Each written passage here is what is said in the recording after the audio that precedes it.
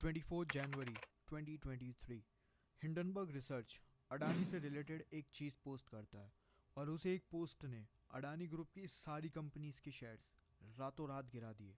तो आखिर क्या है वो पोस्ट, ऐसा क्या है उस पोस्ट में, चलिए जानते हैं आज की इस वीडियो में। पिछले कुछ टाइम से पूरे वर्ल्ड में सिर्फ एक ही टॉपिक पे सबसे ज़्यादा बात हो रही है और वो है अडानी ग्रुप। फ़र्क बस इतना है, ये न्यूज़ पहले पॉजिटिव थी लेकिन अब यही न्यूज़ नेगेटिव बन चुकी है। आखिर ऐसा क्या हुआ जो मीडिया पहले अडानी ग्रुप की सिर्फ और सिर्फ तारीफ करे जा रही थी, लेकिन आज वही मीडिया अडानी ग्रुप को नेगेटिव न्यूज़ में रख रही है। और सबका सवाल बस एक है कि अडानी ग्रुप अब एंड होने वाला है। बट वेट, स्टार्टिंग होती है आज से कुछ टाइम पहले 24 जनवरी 2023।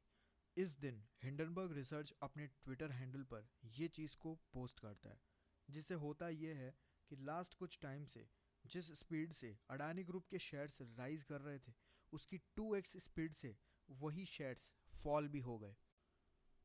अब no doubt mister Gautam Adani इस देश के सबसे अमीर आदमी हैं, बट फिर भी हिंडनबर्ग रिसर्च के इतने बड़े बड़े एलिगेशंस ने अडानी के 65 बिलियन डॉलर्स मार्केट से गायब कर दिए। मैं आपको ये कहानी समझाता हूँ, लेकिन सबसे पहले आपको ये जानना होगा कि आखिर ये हिंडनबर्ग क्या है और क्या करती है। हिंडनबर्ग रिसर्च फाउंड हुई थी 2017 में और इनके करंट सीईओ हैं नेथन एंडरसन।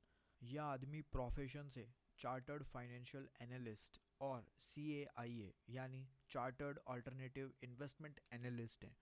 आई नो सुनने में ये चीज़ काफ़ी वियर्ड है, but let's jump to the point. Hindenburg research का काम है FFR यानी फॉरेंसिक फाइनेंशियल रिसर्च का। अब अगर मैं आपको इसे इजी लैंग्वेज में समझाऊं तो कोई स्कैम या फिर अगर कोई कंपनी फ्रॉड कर रही है तो ये उन्हें अपने तरीके से अपने सोर्सेज के थ्रू पब्लिक में लेके आते हैं और इनकी आज तक की एक भी न्यूज़ झूठी नहीं गई है और जिन पर इन्होंने एलिगेशंस लगाए वो सारे सच हुए।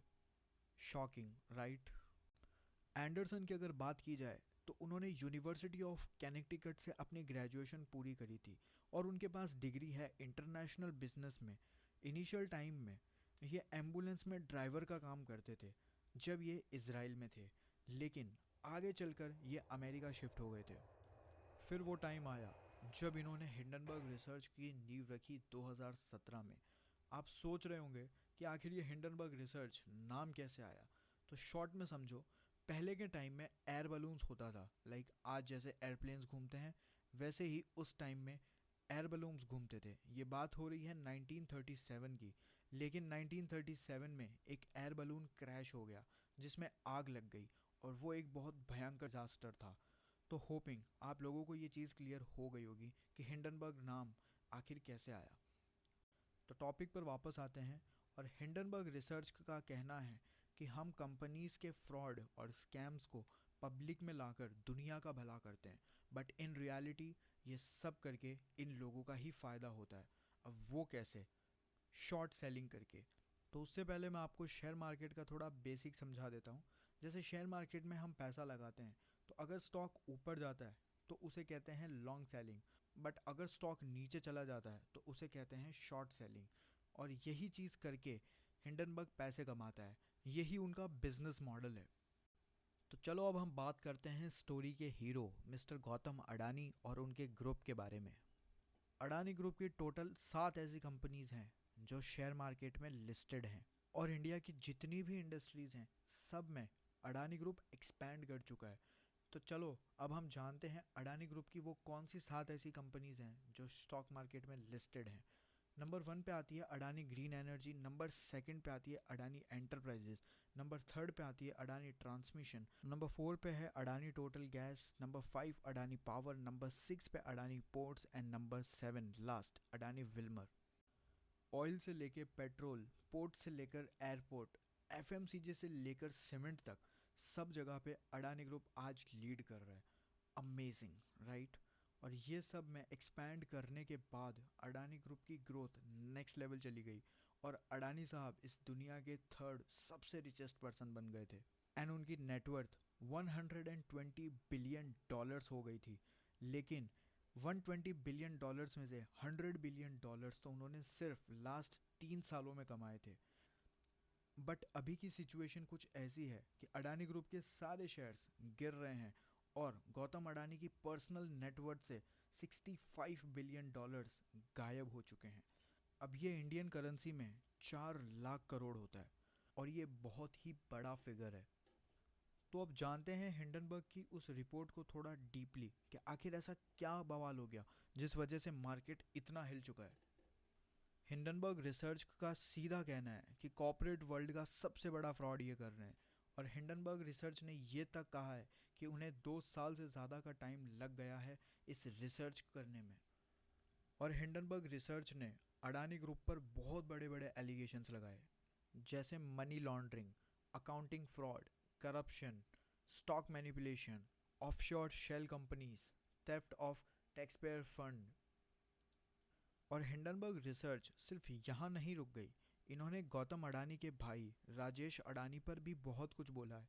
रिपोर्ट में लिखा है कि साल 2004-05 में डायरेक्टरेट ऑफ इंटेलिजेंस रेवेन्यू ने इनको 1000 करोड़ के कुछ इशू के लिए इनको एक्यूज़ किया था और इनको 2 बार अरेस्ट भी किया गया है टैक्स फ्रॉड के लिए।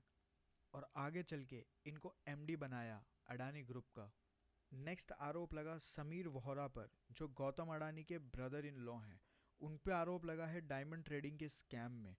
आगे चलकर इन्हें प्रमोट किया गया executive director of Adani Australian division का। फिर आरोप लगा गौतम अडानी के बड़े भाई विनोद अडानी पर, जो दुबई में रहते हैं। उन पे आरोप लगाया है मनी लॉन्ड्रिंग और शेल कंपनीज बनाने के लिए।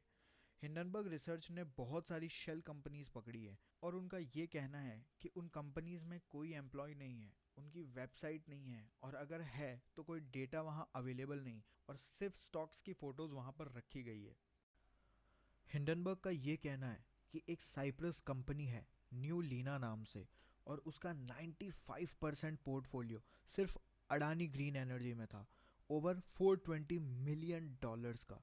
और न्यू लीना जो है वो ऑपरेट हो रही थी एमिकॉर्प फर्म से और एमिकॉर्प फर्म ने एक की रोल प्ले किया था 1MDB इंटरनेशनल फ्रॉड स्कैंडल में, जहां $4.5 बिलियन की चोरी की गई थी मलेशियन टैक्स पेयर से। और हिंडनबर्ग का ये भी कहना है कि अगर गौतम अडानी ने कुछ गलत नहीं किया है तो वो उनके 88 सवालों का जवाब दे सकते हैं। लेकिन इसके कुछ टाइम के बाद 27 जनवरी को अडानी ग्रुप की साइड से रेस्पॉन्स आता है, जिसका टाइटल था मिथ ऑफ शॉर्ट सेलर्स। उस रेस्पॉन्स में अडानी ग्रुप ने बताया कि उनके पास अच्छी क्रेडिट रेटिंग्स हैं और उनकी सारी कंपनीज इंडियन गवर्नमेंट के सारे रूल्स एंड रेगुलेशंस को फॉलो करती है और मीट करती है। और ये रेस्पॉन्स से 2 दिन पहले 25 जैन को अडानी ग्रुप के CFO ने एक स्टेटमेंट दी, जहां उन्होंने कहा कि ये रिपोर्ट कुछ गलत ही है, कॉज सेम टाइम पे अडानी ग्रुप का FPO आने वाला था और ये रिपोर्ट सेम टाइम पे निकाली गई। तो इस बारे में अडानी ग्रुप के CFO ने ये कहा कि शायद ये अडानी ग्रुप की रेपुटेशन को गिराने की ट्राई की गई है। और at the same time Adani group के CFO हिंडनबर्ग रिसर्च को धमकी देते हैं कि वो उन पे लीगल केस फाइल करेंगे। बट सेम टाइम पे हिंडनबर्ग रिसर्च रिस्पॉन्स करती है ब्रिंग इट ऑन, कि जो एक्शन लेना है ले सकते हो।